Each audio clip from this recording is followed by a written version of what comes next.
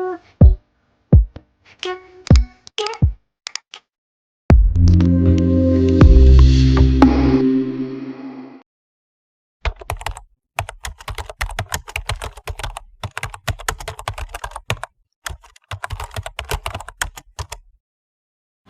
promised our fans that we'd be back.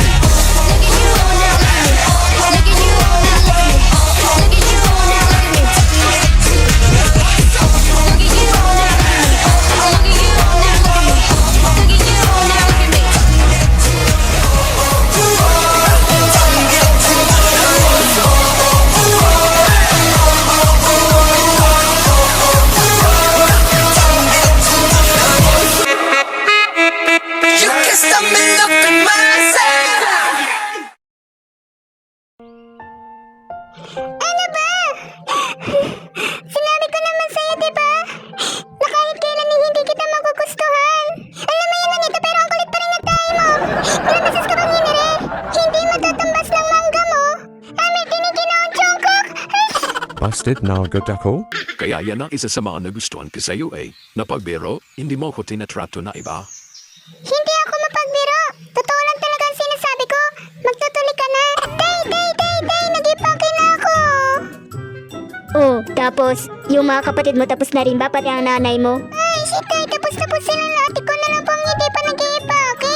Tay, bilisan mo na po. Gusto ko na po umalis. Rush, sige, nabitawan mo na ako. Tay, gusto ko na po kasi matikman ulit yung milk tea. Ang tagal na po kasi nating nawala Malamang at sa malamang ilang taon na tayo nawawala sa kabilang mundo. Ikaw ba ay milk tea talaga ang gusto mong balikan sa kabilang mundo? O baka naman si Ginoong Jungkook? Kayo po ang bahala, Teo. Teo, maraming salamat po talaga sa lahat. Hindi ko po kayo malilimutan, lalo na yung pagiging rapero nyo. Chika, ciao, chika.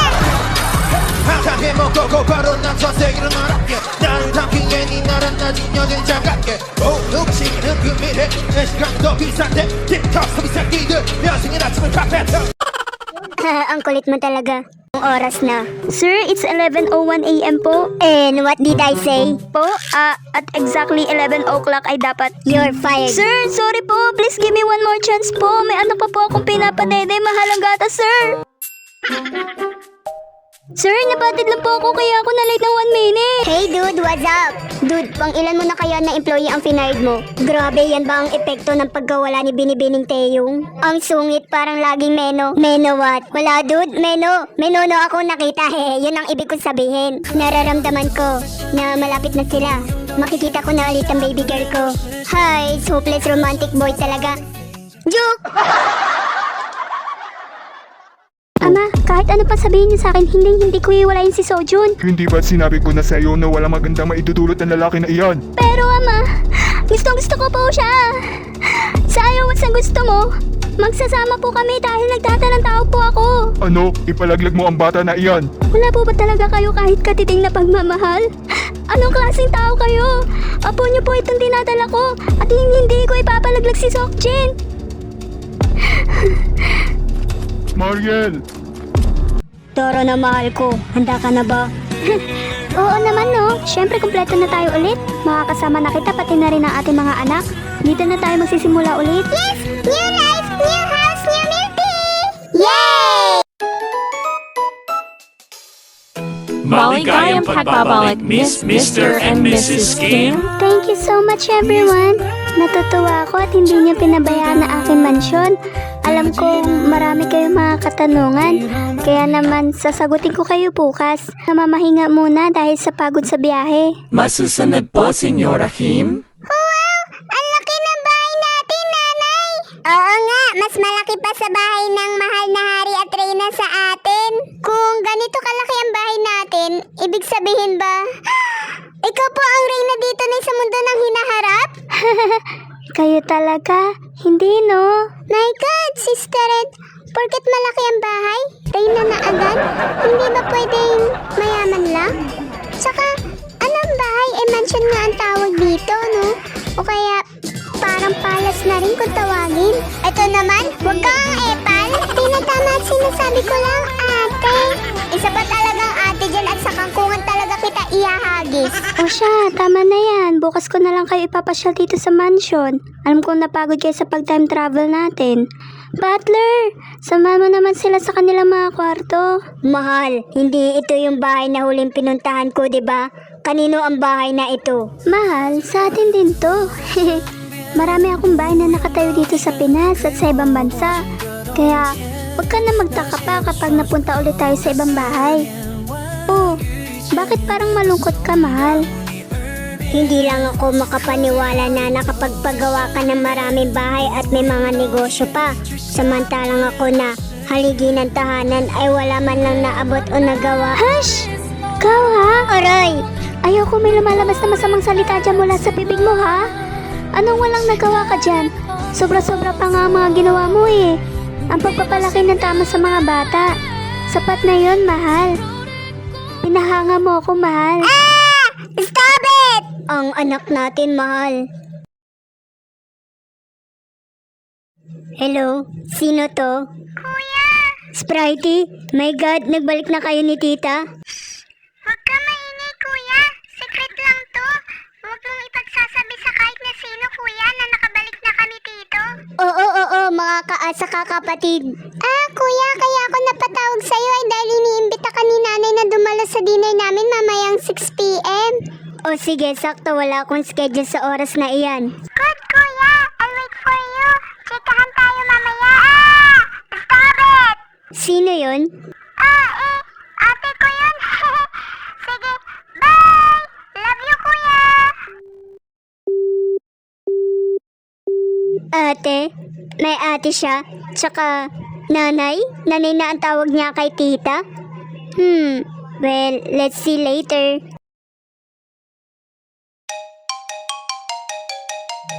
Hello, Miss Tin. Sir, may good news po ako. What is it? May nasaga po akong balita ngayon lang po. Tumawag ang isa kong kaibigan na nagtatrabaho sa isang mansyon ni Mrs. Kim. And, hoy, ang ingay nyo. I-loudspeaker mo na kasi, dude. Oo nga, baka may nirereto sa'yo si Miss Tin na chicks kaya ka nakangiti. No way, loyal yan kay Binibining Teyong eh. Pero, i-loudspeaker mo na, dude. Alam namin good news yan. Eto na nga. So, what is the good news you're talking about, Miss Tin? Baka ikaw na ulit yung magmamanage ng company nila, Teyong, dude. Pwede, o baka naman. Ang sabi po sa akin ng kaibigan ko, Sir John, nandito na daw po sa Pinas sila Mrs. Kim, kasama po ang buong pamilya niya. Sir, wag po kayong maingay. Hindi po kasi pwedeng ipagsabi sa kahit na sino. Pero hindi ko po kasi kayo matiis eh. Kaya sinabi ko na po.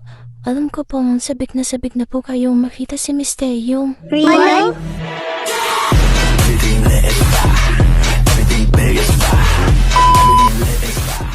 Hello? Sir John, okay na po ba kayo? Damn. Thank you, Miss Tin. Thank you so much. You're welcome po, sir. My God, finally.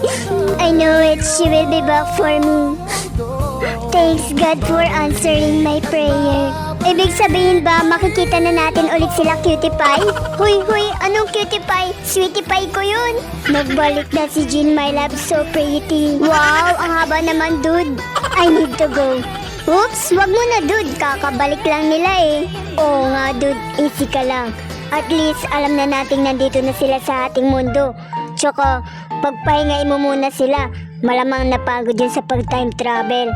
Ang magandang gawin mo muna ngayon is pagandaan ang unang pagkikita nyo. At syempre kami rin. Hehe. It just, I can't wait to see her again. Be ready, baby girl. Wait, Will. Pagpahingayin mo muna, dude, ha? Baka magininong bigla ako, eh.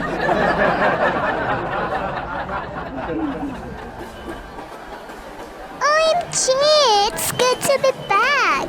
You're right. And remember, Lisa, kung ano talagang pakay natin dito. Yeah. I really miss them and I felt guilty. I really didn't mean it. Okay, that's enough. Let's go first. They're waiting for us in a VIP restaurant. Hi, girls. Hi, Rose. Hi, Lisa. Hi, Rose. Annyeonghaseyo. Go, Lisa. You both need to talk. As what I've said, kailangan nyo na magbati, ha? Pass is pass. Remember? Jisoo, hindi ka ba nasi-CR? Ay, oo nga pala. I need to retouch. Sige, may iwan na muna namin kayong dalawa, ha? Jenny, can we talk? You're already talking. Duh. Sorry. Ano? I'm sorry for what I did in the past. I really didn't mean it. I'm so sorry for my awful behavior. I won't act that way again. Promise. I never meant for things to spiral out of control. I really have made a huge mistake by hurting you and them. Please find it in your heart to forgive me. Please, Jenny. You know, every time I remember that I hurt you, I feel guilty hanging over me. Dahil sa ugali ko, nagkaroon tuloy naman siya ang friendship natin. I'm so... Okay, stop. Are you going to audition in MMK? My God, Lisa. Are we okay now? Jen, hi. You're my best friend. How can I not forgive you? So, pinapatawad mo na ba ako? I will, but before that, mapapatawad lang kita kung mapapatawad ka rin ni Kuya. You know, he's been so cold to me and to my mom and dad until now. Because of that accident, hindi ko na ulit nakikitang umiti si Kuya. And I know it's my fault too. I'm a bad sister. No, Jenny, it was my fault. Don't worry, ayusin ko ang gulo natin lahat. Lalo-lalo na ang relationship niyo ng kuya mo at ang mga magulang mo. I promise, Jenny. Really? Then, I'll wait for that. Iha, your mom and dad are waiting for you in the dining room. Nandiyan na rin po ba si Kuya, Ante? Still nothing, Iha, as always. You know what, Ante? This is really my fault. Iha, I don't know what happened to the both of you, but I'll make sure your brother forgives you soon. Sana nga po, Ante.